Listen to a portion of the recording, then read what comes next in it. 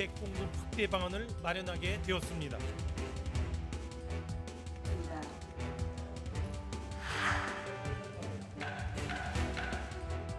반대 1인 기권.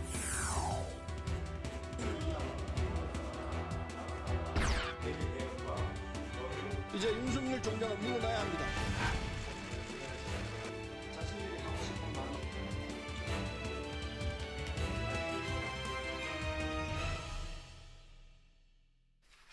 네, 이번 순서는 정치 사회적인 이슈를 분석해보는 뉴스앤 이슈입니다. 오늘은 최진봉 성공회 대기였을 또 김병민 미래통합당 비대위원과 함께합니다. 어서 오십시오. 어서 오세요. 안녕하세요. 예, 요새 핵심 사안이 돼 있는 부동산 문제. 정부 여당에서는 지난 30일과 또 4일 어제 세제를 중심으로 한 입법을 완료하면서 또 공급 대책을 어제 종합적으로 발표했습니다. 수도권의 공급 대책. 이제 뭐 그런데 통합당 쪽에서는 이런 우격 따짐은 안 된다 이렇게 좀 반론도 제기하고 있는데 어제 종합적인 대책 어떻게 보십니까? 뭐 이제 제가 생각할 때는 부동산 대책에서 필요한 부분들을 할 수밖에 없었던 상황이었다고 생각을 합니다. 왜냐하면 1차적으로는 이제 뭐 전월세 같은 경우에 전세 기간을 2+2로 해서 2년하고 2년 더 연장해 4년 동안 할 수 있도록 하고 전세 금액을 5% 이내에서 올리도록 하는 대책을 세운 것은 아마 서민들 조 대책이라고 보여지고요. 또 하나 이번에 공급 대책을 함께 한 것은 전세 자금이 올라가고 그다음에 이 전세가 2+2가 되다 보면 4년 이후에 전세 자금이 또 오를 수 있는 그런 어떤 가능성에 대해서 대책을 세우는 방법이 뭐냐면 집값 안정입니다, 사실은. 그러니까 4년 후에 전세금이 갑자기 뛸 거라고 하는 지금의 추세가 계속 된다라고 한 전제하에 지금 얘기가 나오는 것인데 만약에 공급이 좀 더 확대되고 집이 더 많아지게 되면 전세 물량이 많아질 수 있는 가능성도 우리가 충분히 예측해 볼 수 있지 않겠습니까? 네. 그러니까 결국은 전세 기간을 늘리는 것으로만 하다 보면 전세 자금이 뛸 수 있는 위험성이 있기 때문에 공급도 함께 늘려서 집값을 안정화시키면 4년 이내에 집값 안정화를 통해서 전세 자금이 오르지 않도록 하는 보완 대책이라는 생각이 듭니다. 즉 양쪽으로 가지 않으면 부동산 정책이 어려울 수 있다라고는 판단이 이루어졌다고 보여지고요. 그런 차원에서 본다고 하면 물론 야당은 토의나 이런 부분에 들어오지 않아서 이게 좀 아쉬움이 있긴 합니다만 여당 입장에서는 지금의 부동산 정책에서 시기를 놓치게 되면 부동산 값이 올라가고 그다음에 서민들의 전세나 아니면 월세나 에 어려움에 처할 수 있는 어려움 때문에 결국은 이런 선택을 할 수밖에 없었지 않았나 이런 생각이 듭니다. 네, 규제와 공급의 종합적인 대책이다 이렇게 얘기하고 있습니다. 네. 통합당에서 수차례 얘기한 바가 있습니다. 세금과 규제 정책만으로는 부동산값 잡을 수가 없다. 결국 제일 중요한 건 누구나 살고 싶은 곳에 공급 대책들이 절실하기 때문에 이 공급 대책들을 정부가 신속하게 내놓지 못하면 부동산값 잡기가 어려울 거다라고 수차례 경고한 바가 있습니다. 하지만 지난 기간 이 문재인 정부에서 내놓았던 부동산의 공급 정책의 핵심은 3기 신도시를 중심으로 하는 공급 대책이었거든요. 예. 하지만 이러한 3기 신도시의 공급 대책으로도 결국은 서울 시내에 있는 30대, 40대 젊은 층, 누구나 내 집 좋은 환경에서 살고 싶은 이런 청년층들의 마음들을 다 흡족하게 사지는 못했던 측면들이 있는 것 같고 예. 더군다나 이런 점점점 부동산 값이 올라가는 현상 속에서 우리가 흔히 패닉 바잉이라고 얘기할 정도로 너도 나도 부동산 값이 올라가는 현상들이 기인하다 보니까 예. 여기에 대한 공급 정책으로 서울 주요 지역에 정부가 앞장서서 대책을 내놓은 것이 아닌가 생각이 듭니다. 하지만 제일 중요한 건 정부의 대책이라는 것은 중장기적 관점에서의 복합적인 종합정책이 필요한데 이미 부동산 값이 오를 대로 올라 있는 상황에서 내놓는 앞으로도 수년 뒤에 일어날 수 있는 이 공급 대책이 현재의 부동산 값을 잡는 데 얼마나 큰 효과가 될지는 좀 지켜봐야 되는 지점이라고 생각합니다. 예. 네, 정부가 대규모 공공임대주택 건설 등 공급 대책을 내놓으니까 해당 지역구의 여당 의원들이 반대 입장을 표출했는데요. 예, 한마디로 단체장까지요. 예. 네, 우리 동네는 안 된다는 식인데 당에서는 잡음 단속에 들어갔습니다. 이 부분은 어떻게 보시는지요? 그러니까 지금 당 내에서 더불어민주당의 과거 상황을 보면 금태섭 의원이 뭔가 당론에 위배됐다는 행동을 했던 이유로 나서서 징계까지 하겠다 얘기가 나왔던 게 더불어민주당의 상황이었습니다. 예. 특히나 이 부동산 대책이라는 것은 굉장히 급격하게 오르고 있는 부동산 값을 잡기 위해서 문재인 정부, 이 국토부와 이 국무조정실 등에서 전격적으로 내놓은 이 대책인데 이러한 부분에서 각계 다른 목소리가 나온다는 건 과거의 민주당의 모습과 상당히 다르다는 인식을 국민들께 줄 수가 있죠. 더불어민주당 의원님들의 마음을 이해할 수 있을 것 같습니다. 왜냐하면 지역구에 있는 민심들을 전달할 수밖에 없는 거겠죠. 그럼 더불어민주당 의원님들이 왜 이와 같은 목소리를 냈을 것인가에 대한 국민의 기본적인 마음을 생각해 보게 된다면 정부가 너무 이런 내용들을 복합적으로 고민하지 않은 채 정책을 낸 것은 아닌가. 따라서 부동산 정책을 낼 때 벌써 20번이 넘는 대책으로 거듭 실패를 거듭하면서 튀어나오는 문제를 잡기 위해 또 다른 정책을 쏟아내고 있는데 이 문제가 자칫 잘못되게 되면 다른 부작용을 막기 위해서 더 성급한 대책으로 대한민국 국토 환경을 오히려 망가뜨리는 것은 아닌지에 대한 걱정과 우려가 커질 수밖에 없는 대목이 여기 있습니다. 민감한 쟁점이기 때문에 당의 조직원으로서 이견이 쉽지 않을 건데 이렇게 터져 나오고 있어요. 왜냐하면 지역구 때문에 그렇다고 저는 봐요. 그러니까 얘기한 분들을 보면 정청래 의원 마포잖아요. 예. 상암동에다 왜 짓는 상암동 유유비지를 지금 사용하기로 했거든요. 근데 임대주택이 들어갈 가능성이 있어요. 그러니까 임대주택 들어가는 걸 지역 주민들은 이렇게 반기지 않습니다. 왜냐하면 기존의 아파트들이 임대주택이 들어오게 되면 집값이 떨어진다고 하면 우려가 상존하고 있는 상황이고 그러다 보니 지역 주민들 입장에서는 임대주택이 본인의 마을에 들어오는 것 자체를 상당히 좀 거부감을 갖고 계신 부분이 있어요. 그러다 보니 정청래 의원도 결국 지역구 민원 생각해서 그렇게 얘기한 걸로 보여지고 나머지 세 분도 노원구에 다 지역구가 있는 분들이에요. 왜?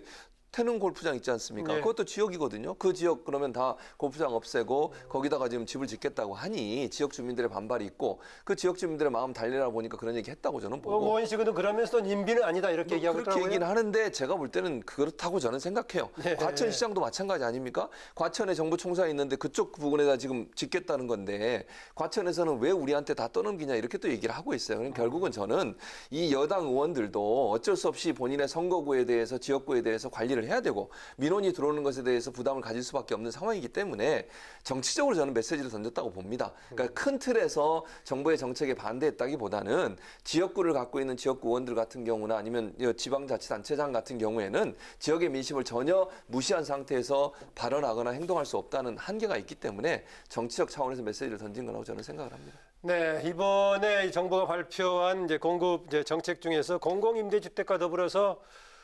공공재건축이 또 중요한 사안인데요. 공공재건축 두 군데에서 다 제동이 걸리고 있는 것 같습니다.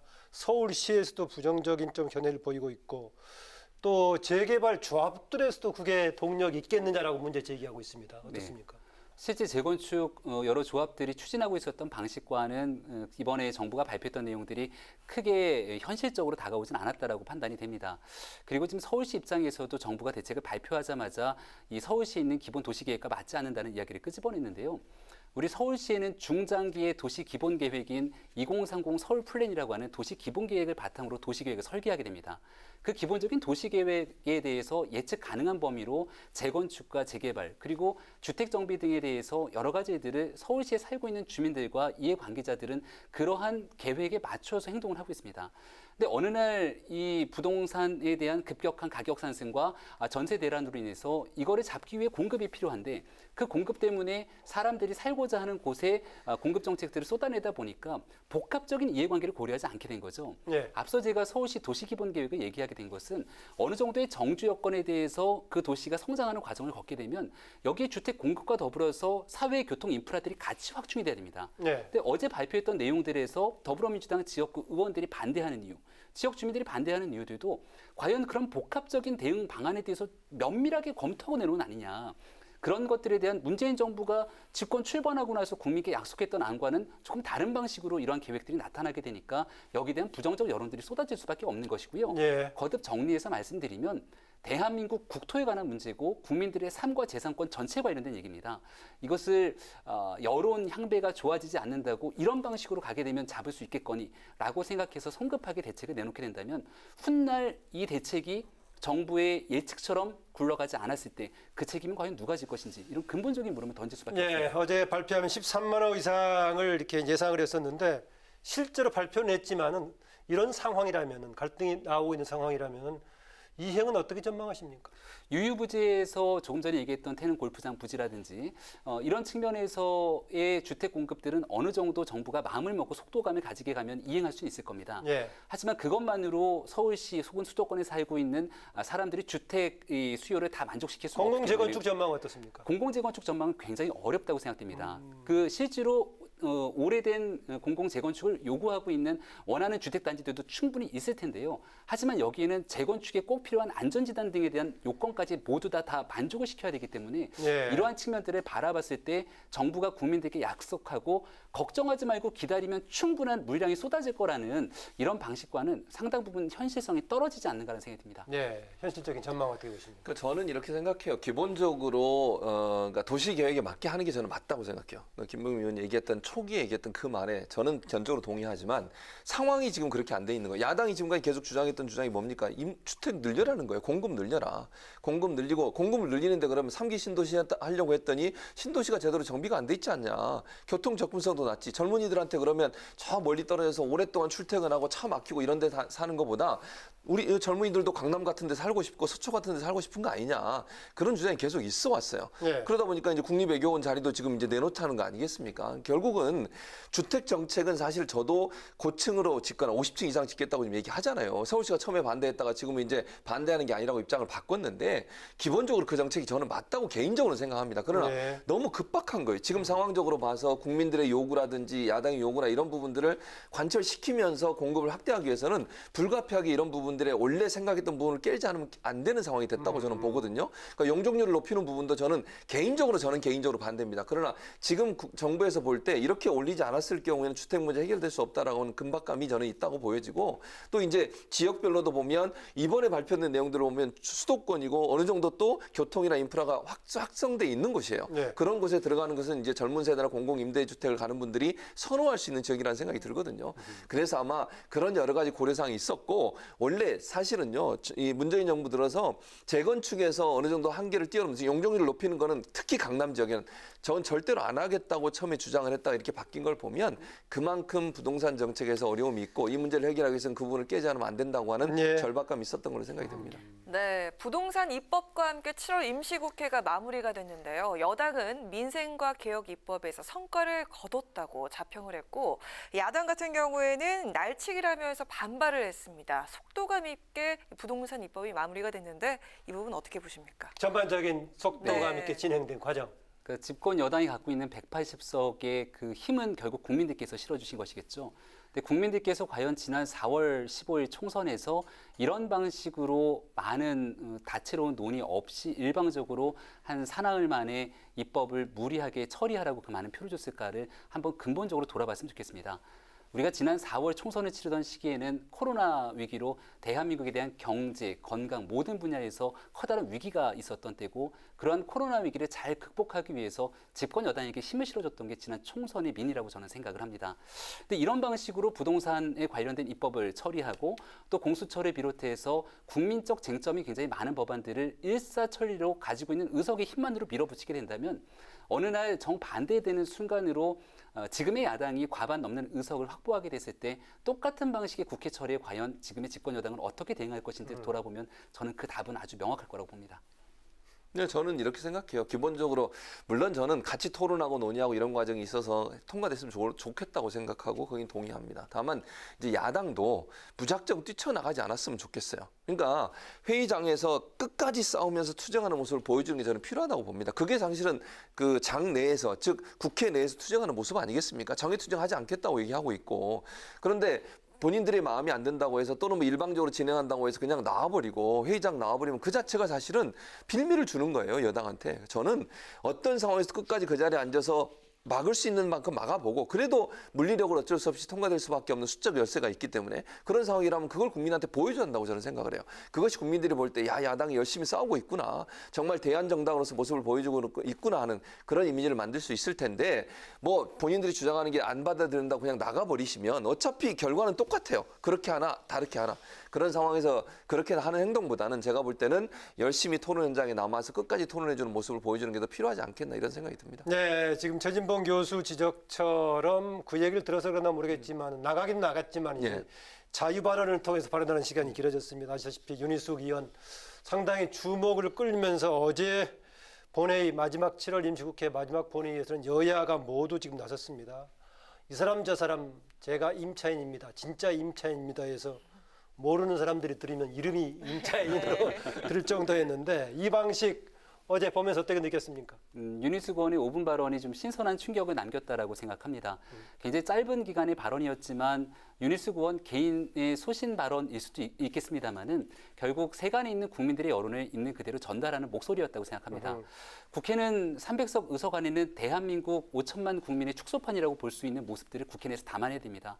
각자의 이해관계가 굉장히 다양하기 때문에 그 다른 이해관계를 가장 합리적인 방식으로 조정하면서 결론을 도출하는 게 의회 민주주의의 기본 아니겠습니까? 그중에서 어제 발언 중에서 주목할 만한 발언이 있었나 어쨌나요? 저는 반대 토론 과정 속에서 윤희숙 의원이 이 법을 무리하게 처리시키면서 가는 과정에 또다시 문제 제기를 한 번 더 했습니다. 아하. 그러니까 지난번에 5분 발언에서는 임차인의 문제를 제기했는데 이 법이 결국은 통과되고 났을 때의 문제들에 대해서 1주택을 가지고 있는 사람에게 이토록 무리하게 과세가 주어지게 되는 나라가 전 세계에서 어디에 찾아볼 수 있는가에 대한 물음을 제기하거든요. 예. 내가 내 집에서 오랫동안 살고 있는 거주민들 입장에서는 나는 그저 우리 집에 살고 있을 뿐인데 문재인 정부의 부동산 정책으로 인해서 부동산 값이 올라갔고 지금 팔 수도 없는 상황이 올 겁니다. 이 집을 판다고 다른 데를 가자니 다른 집도 다 올랐기 때문에 팔고 옮겨가면 거래세가 나올 것이고 이 집에서 살고 있으면 사는 대로 보유세가 더 많이 나오게 되는 현재 상황을 과연 이 정부는 어떻게 설명할 것인가. 예. 이런 부분에 대한 문제 제기가 저는 많은 국민들에게도 합리적인 지적으로 다가왔을 거라고 봅니다. 예. 본회의장에서의 발언, 특히 주목했던 부분은 어떤 건가? 이런 저는 얘기입니다. 그러니까 기본적으로 이런 발언을 계속 이어가는 건 긍정적으로 평가해요. 예. 어쨌든 국회의원들이 국민 앞에서 또는 국회의원들 앞에서 본인의 생각을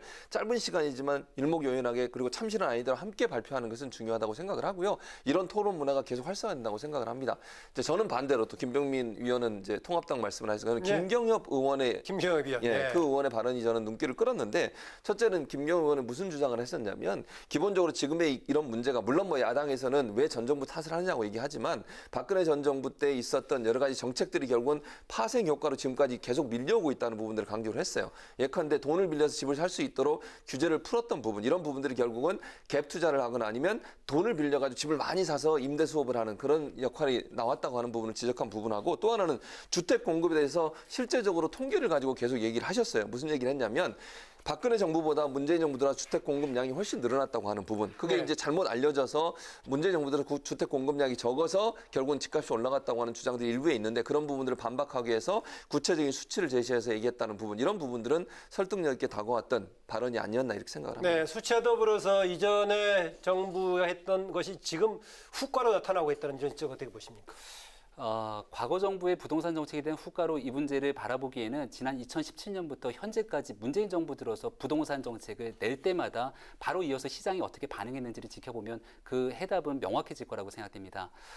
지금 현재 문재인 정부 집권 초기면은 이런 방식의 이야기로 국민들께 전 정부 탓 혹은 전전 정부 탓에 대한 얘기를 할 수 있을지 모르겠습니다만 벌써 문재인 정부 집권 4년 차에 접어들었습니다. 그리고 부동산 정책이 20번이 넘는 정책이 나왔고 이 정책의 일관성 있는 흐름을 보게 되면 똑같은 방식으로 같은 방향성을 가고 있다기보단 한 번 냈던 정책의 부작용이 나타나니 그 부작용을 때려잡는 식으로 굉장히 일관성 없는 정책들이 이어지고 있는 게 국민들의 고통을 가중시키는 원인이라고 저는 생각합니다. 예, 시간이 많이 지났고 정책의 그동안 흐름을 봐도 너무 책임을 돌리기에는 그렇다는 그렇죠. 얘기입니다. 그러니까 저도 그렇게 거기에 동의해요. 그러니까 동의한다는 표현은 제가 무슨 말씀이냐면 이 정부에 책임이 없냐 그건 아니라는 거죠. 책임이 분명히 있습니다. 같이 책임이 져야 되는데 전 정부에서 했던 역할이 일정 부분 영향을 미친 건 또 분명해요. 그것도 부인할 수 없는 상황입니다. 부동산이라고 하는 게 하루 이틀 뭐 1, 2년 사이에 집을 사고 팔고 이런 문제가 아니잖아요. 예를 들면 예전에 지금 이 정부 들어와서 규제를 막 하고 예를 들어 돈을 빌릴 수 있는 것을 막다 보니까 집을 못 사는 경우들은 많이 생겼지 않습니까? 근데 그 전에 집을 많이 갖고 있는 분들 같은 경우는 예전에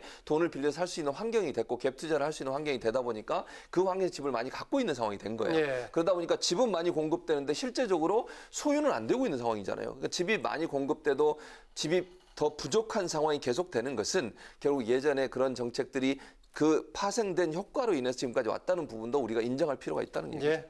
네, 다음 주제로 넘어가 보도록 하겠습니다. 거대 여당이든 민주당이요. 요즘 가장 많이 듣는 말이 독재가 아닐까 싶은데요. 윤석열 검찰총장이 한 달 만에 침묵을 깼죠. 독재 배격 발언으로 다시 논란의 중심에 섰습니다. 먼저 윤 총장의 작심 발언 어떻게 보십니까? 저는 윤 총장의 발언을 정치적으로 해석하는 걸 좀 삼가했으면 좋겠다는 생각이 들어요. 왜냐하면 저는 윤 총장이 전체 발언을 들어보면 물론 독재란 말이 들어가긴 했습니다만 그냥 원론적인 얘기를 한 거예요. 저는 그렇게 이해를 하거든요. 그리고 청장으로서 당연히 원론적인 얘기를 해야 한다고 생각해요. 검찰총장이 정책 발언을 하는 것 그 자체가 상당히 저는 위험하다고 생각합니다. 검찰이라고 하는 기관은 공정하게 중립적으로 어떤 사안에 대해서 사건을 수사하고 결과를 내야 되는 거잖아요. 그런데 검찰총장이 만약에 정치적 해석에 자꾸 휘말리게 되면요. 본인이 아무 생각이란 표현은 어떤 편협된 생각이 아닌 공정한 상태에서 했던 행동이나 발언도 정치적으로 오해될 수 있는 소지가 충분히 있는 겁니다. 그래서 저는 검찰총장의 발언 하나하나를 정치적으로 자꾸 해석을 하다 보면 그 자체가 검찰총장의 입지도 좁아질 뿐만 아니라 검찰총장이 공격받는 중요한 이유가 될 수 있어요. 그래서 저는 가능한 한 검찰총장의 말은 그대로 받아들였으면 좋겠고 정치적으로 해석하기보다는 원론적인 말을 했다 이렇게 이해하는 게 더 맞을 거라고 생각합니다. 전적으로 동의합니다. 네, 검찰총장이 하고 싶었던 말 신임검사 인관식에서의 발언이었고요. 법의 지배에 관한 표현을 쓰면서 공평한 법 적용을 이야기했습니다.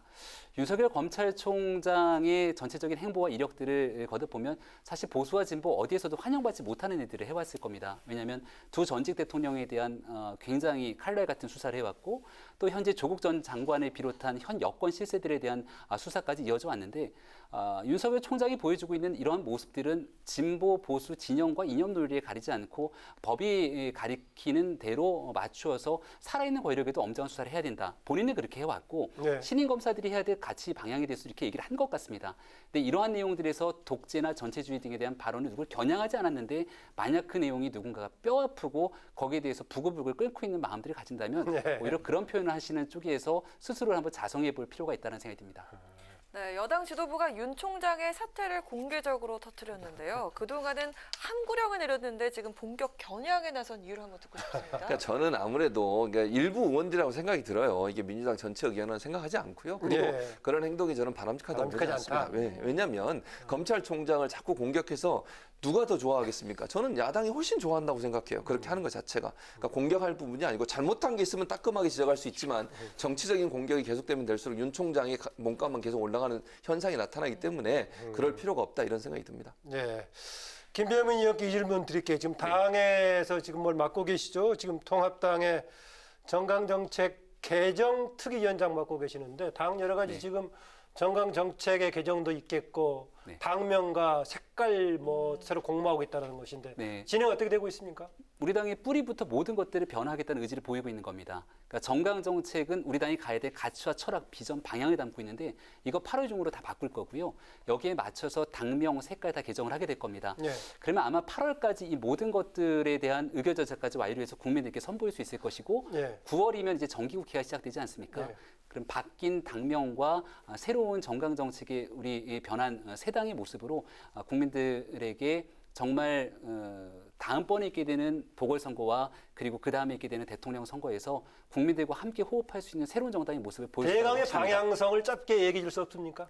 두 가지인데요. 예. 하나는 모두 대한민국 국민 이쪽 저쪽 가려서 편가를 기고 싸우는 모습들이 국민들이 참 염증을 느끼는 것 같습니다. 예. 이제는 그런 갈등을 좀 극복할 때가 왔다는 모두에 관한 얘기들을 하고 있고요. 예. 두 번째는 내일 미래에 관한 얘기입니다. 우리가 앞으로 펼쳐지게 될 굉장히 복잡한 코로나 이후의 미래라든지 4차 산업혁명 이후의 미래에 대해서 국가 공동체 발전을 준비해야 되는데 그런 모습의 목소리를 보이지 않는 정치권이 각성하고 우리부터 먼저 혁신하고 개혁하겠다는 말씀드립니다. 예. 제가 지금 한마디만 조언 주신다면요. 저는 그러니까 지금의 그 방향성 참 좋다고 생각해요. 예. 개혁하는 모습 보여주는 게 좋을 것 같고요.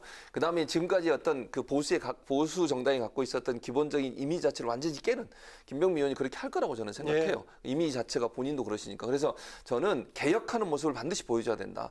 그러니까 예전에 모든 보수를 다 끌어서 가려는 것보다는 신선한 충격을 줄 수 있는 변화가 이루어진다고 하면 저는 국민들이 또 지지하는 정당으로 거듭날 수 있지 않을까 이렇게 생각을 합니다. 네, 오늘 두 분 토론과 더불어서 건설적인 상호 제안들 고맙습니다. 네, 고맙습니다. 네, 지금까지 최진봉 성공회대 교수 김병민 미래통합당의 비대위원이었습니다.